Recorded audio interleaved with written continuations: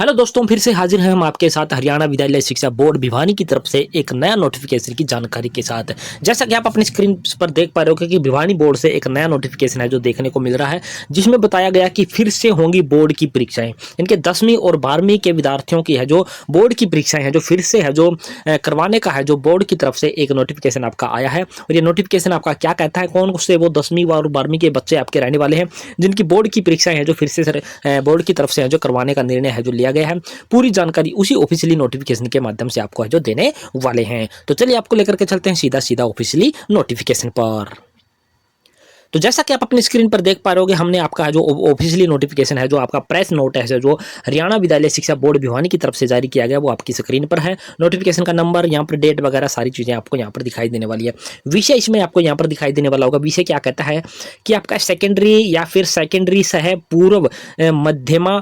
तथा senior secondary या senior secondary सह उत्तर मध्यमा की द्वितीय वार्षिक परीक्षा आयोजित करवाने वाले, यानी कि इनकी 10वीं और 12वीं की है जो आपकी परीक्षा आयोजित करवाने के बारे में यहाँ पर है जो जानकारी आपको मिल रही है। इसके बाद थोड़ा सा ऊपर लेकर चलते हैं और आपको यहाँ पर दिखाते हैं लिखा हुआ, यहाँ पर क्या लिखा है। वार्षिक परीक्षा सेकेंडरी और सीनियर सेकेंडरी यानी कि 10वीं 12वीं जो आपकी फरवरी और मार्च 2026 में आपकी परीक्षाएं थी, जो परीक्षा तिथि पत्र के अनुसार है जो आपकी 1 अप्रैल 2026 को है जो परीक्षाएं हैं जो इन सभी की क्या है समाप्त है जो हो चुकी है। इसके बाद आगे इन्होंने क्या लिखा है कि शैक्षणिक सत्र 2025-26 से सेकेंडरी और सेकेंडरी सह पूर्व मध्यमा तथा सीनियर सेकेंडरी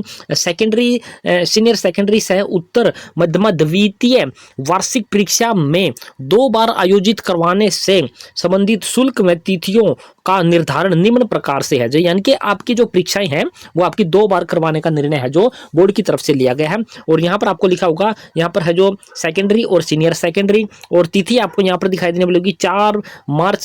अप्रैल 2026 से लेकर के 10 अप्रैल 2026 तक है जो यहाँ पर तिथि आपको दे रखी है। और बिना विलंब शुल्क है जो आपका 1000 रुपये है जो इन्होंने रखा है। ये कौन कौन से बच्चों के लिए आपका जो ये आपकी परीक्षाएं निर्धारित करने का है जो बोर्ड का निर्णय लिया गया है, उसके बारे में अभी आपको यहाँ से है जो क्लियर है जो हो जाएगा। तो यहाँ पर आप देख पा रहे होगे पॉइंट नंबर 1 यहाँ पर लिखा हुआ है। इस परीक्षा से संबंधित महत्वपूर्ण बिंदु निम्न अनुसार है। क्या क्या है कि इस परीक्षा के लिए ऐसे सभी नियमित विद्यार्थी जो प्रथम वार्षिक परीक्षा जो कि आपकी फरवरी और मार्च 2026 में आयोजित हुई में प्रविष्ट हुए परंतु अपनी दी गई परीक्षा से संतुष्ट नहीं है, ऐसे सभी विद्यार्थी स्वयं पाठी तौर पर आवेदन फार्म है जो भर सकते हैं। इसका कहने का मतलब है जो अभी आपकी परीक्षाएं हुई थी फरवरी और मार्च 2026 में, जिन बच्चों ने परीक्षाएं दी थी अपनी 10वीं 12वीं की और वो अपनी परीक्षाओं से संतुष्ट नहीं है, तो वो अब अपना है जो दोबारा से फार्म भर सकते हैं और अपनी परीक्षाएं है जो दोबारा से है जो दे सकते हैं। इसके बाद पॉइंट नंबर 2 यहाँ पर क्या कह रहा है कि इसके अतिरिक्त अपरिहार्य कारणों से यानी कि कुछ अन्य कारणों से जैसे कि गंभीर बीमारी, चोट, खेल, सांस्कृतिक प्रतियोगिता इत्यादि परिस्थितियों के कारण यदि कोई परीक्षार्थी प्रथम वार्षिक परीक्षा में प्रवेश नहीं हो सका, यानी कि जो आपकी फरवरी मार्च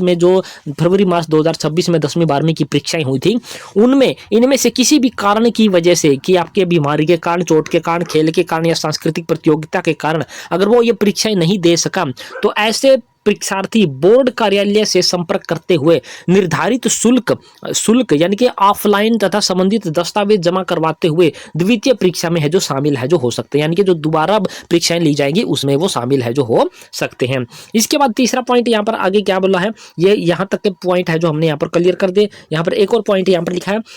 परीक्षार्थी प्रथम वार्षिक परीक्षा में प्रविष्ट हुए विषयों के अतिरिक्त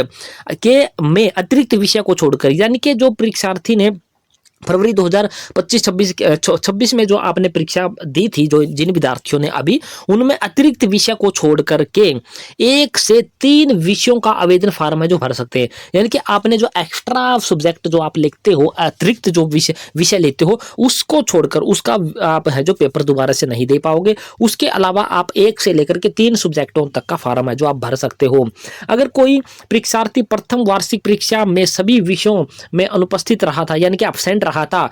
तो फिर भी उसके द्वारा आवेदन किया जाता है तो ऐसे भी अर्थों का जो है अयोग्य है जो मान लिया जाएगा। यानी कि जो आपकी परीक्षा हुई थी अभी 10वीं 12वीं की फरवरी मार्च 2026 में, अगर उसमें किसी भी विद्यार्थी ने एक भी विषय में है जो यानी कि सभी विषयों में अनुपस्थित था, वो प्रेजेंट नहीं हुआ था, तो वो इस फॉर्म को भरने के लिए अयोग्य है जो माना जाएगा, उसको है जो योग्य नहीं माना जाएगा। इसके अलावा यहाँ पर लिखा है कि